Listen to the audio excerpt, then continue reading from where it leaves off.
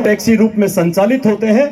विभाग के, चाहे वो पुलिस विभाग हो, चाहे परिवहन विभाग हो, चाहे यातायात विभाग हो, उनके जो कर्मचारी हैं, उनके जो सिपाही हैं, वो हमारे टूरिस्ट कार को वहीं पर रोक लेते हैं और गाड़ी को जब्त कर लेते हैं। गाड़ी के साथ साथ ड्राइवर को भी जब्त कर लेते हैं, जबकि यह मानव अधिकारों के खिलाफ है।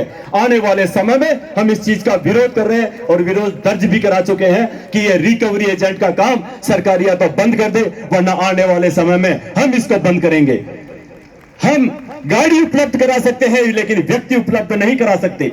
यह उनका अधिकार नहीं है कि साथ साथ में वो ड्राइवर को भी एक पाबंद कर दे। उस ड्राइवर के परिवार के साथ में क्या समस्या चल रही है, वो घर से किस तरह से आया है, उनको 1 महीने या 15 दिन की छुट्टी नहीं मिलती, वो बात बता के नहीं आया, लेकिन उसको कह दिया जाता है कि तेरे को 15 दिन के लिए चुनाव विभाग के अंदर या गैर सरकारी कोई भी आंदोलन होता है, उसमें उसकी ड्यूटी लगा दी जाती है बिना उसकी मर्जी के।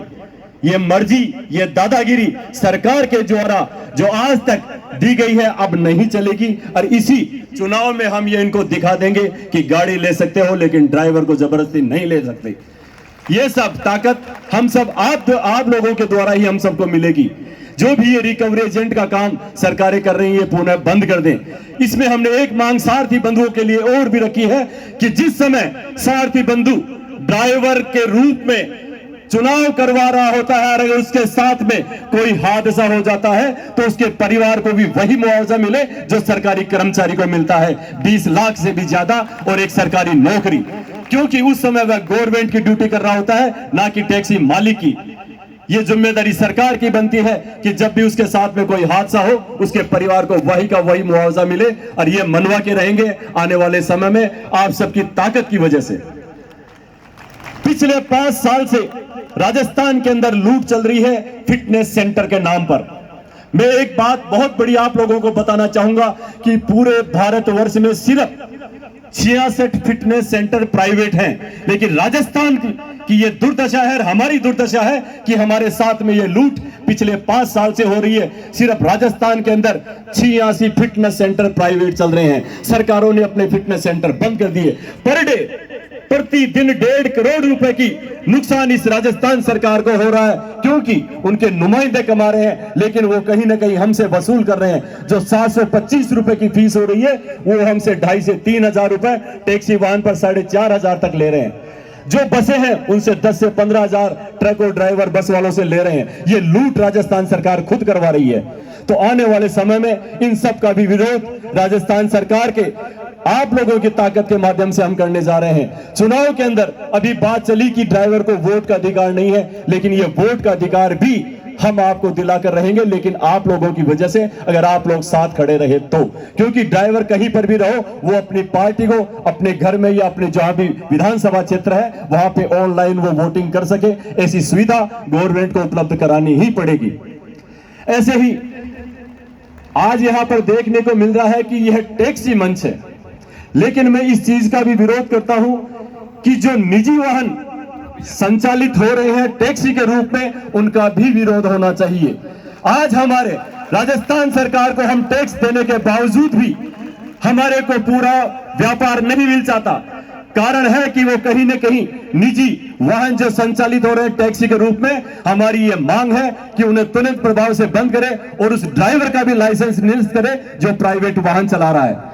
यह बुरा जरूर लगेगा, लेकिन आपके हक और अधिकारों की लड़ाई है दोस्तों। अगर आप टैक्सी से जुड़े हुए हैं तो यह मानते हो ना आप कि यह सब बंद होना चाहिए?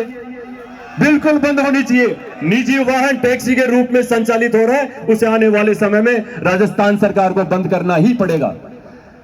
इसके साथ साथ राजस्थान सरकार के सामने कई मांगे हमने और भी रखी है। आए दिन कहीं ना कहीं जो ओला उबर जैसी कंपनियां हैं जो ऐप से संचालित हो रही है, वो भी ड्राइवर बंधु कोई ना कोई हमारे बीच से ही है। उनके साथ में भी कई बार हादसा हो जाता है। अभी अगर आपको याद हो तो जयपुर के अंदर एक घटना हुई थी कि एक ड्राइवर श्रीचंद मीणा उसको उसी के समाज के लोगों ने सिर्फ गाड़ी लूटने के लिए मार दिया और 8 दिन बाद में उसकी लाश एक पटरी पर पड़ी हुई मिली। तो यह सब भी जो हमारे ड्राइवर बंधु के साथ में हत्याएं हो रही है, लेकिन आज तक राजस्थान सरकार इस ओर ध्यान भी नहीं दे रही कि जो ड्राइवर बंधु मारे जा रहे हैं वो एक व्यक्ति नहीं, वो एक परिवार चलाता है। उस परिवार का क्या होगा, किसी ने इसके बारे में नहीं सोचा। लेकिन पहल आप लोगों के माध्यम से हम यह भी कर रहे हैं कि उस ड्राइवर बंधु का उस सारथी कार्ड के नाम से पूरे भारतवर्ष में एक सारथी कार्ड बनाया जाए, जिससे जैसे भी अगर जैसे अकस्मात मौत होती है या उसके साथ में कोई घटना हो जाती है तो उसके परिवार को कम से कम सरकारी नौकरी और राजस्थान सरकार के द्वारा जो भी सुविधा उपलब्ध हो, सारथी कार्ड बनाने पर वो उसके परिवार को पूरी की पूरी दिया जाए, ताकि संगठनों को 100 रुपए जो हम मुहिम चलाते हैं कि 100 रुपए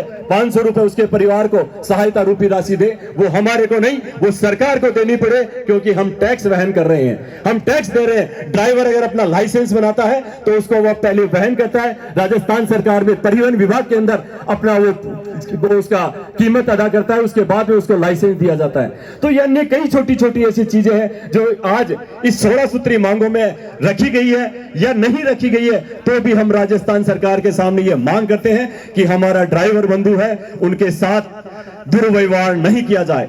आज कहीं पर भी आंदोलन अगर होते हैं तो सबसे पहले उस व्यक्ति को निशाना बनाया जाता है जो कॉमर्शियल वाहन चला रहा होता है, चाहे वो गाड़ी मालिक ही क्यों ना हो।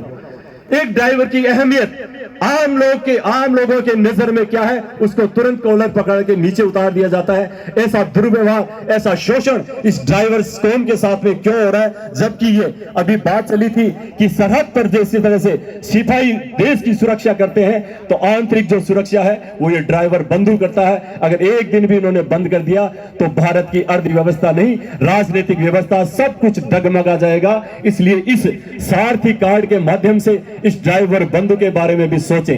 आज आप लोगों ने देखा होगा कि 80% लोग जिन्होंने खुद का साधन ले लिया है, 20% लोग ही सिर्फ ड्राइवर बचे हैं। ड्राइवर मिलते ही नहीं है। अगर ड्राइवर नहीं मिल रहे फिर भी उनके साथ में इतना दुर्व्यवहार हो रहा है, चाहे वो पुलिस वाला हो, चाहे ट्रैफिक पुलिस वाला हो, चाहे परिवहन विभाग वाला हो, या अन्य कोई समाज के या संगठनों के लोग हो, ड्राइवर को तुरंत गाड़ी कॉलर पकड़ के गाड़ी से नीचे उतार दिया जाता है। यह आने वाले समय में बर्दाश्त और नहीं किया जाएगा।